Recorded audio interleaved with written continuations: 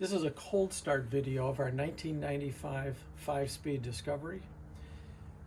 We're going to take a look under the hood before we start the engine up. Under the hood we've got a custom-made insulating blanket.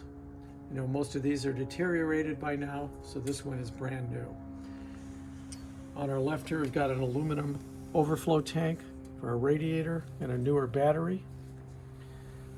This is a fuse that is in line for our 10,000 pound winch, which is hidden in this custom bumper below and within it itself.